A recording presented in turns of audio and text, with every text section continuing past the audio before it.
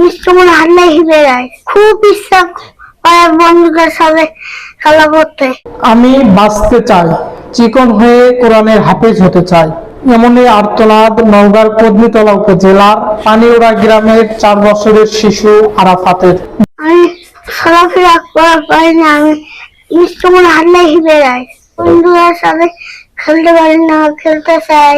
জন্মের সময় আরাফাতের ওজন স্বাভাবিক থাকলেও দিন যায় আর আরাফাতের ওজন বাড়তে থাকে।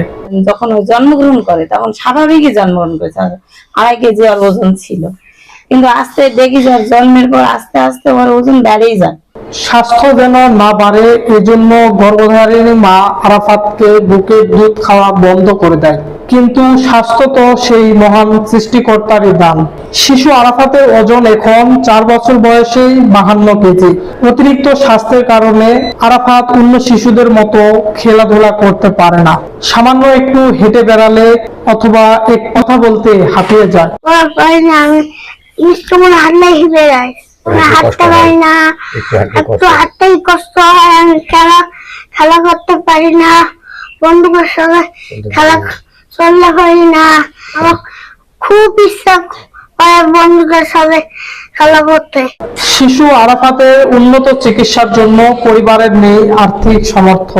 সন্তানকে বাঁচাতে দেশবাসীর কাছে সাহায্যের হাত বাড়িয়ে দিয়েছে গর্ভধারিণী মা এবং বাবা। 2-4টা ছেলের মতো দৌড়াতেও পারে না, খেলতেও পারে না, ইচ্ছা স্বাধীন মতো কোথাও যেতেও পারে না।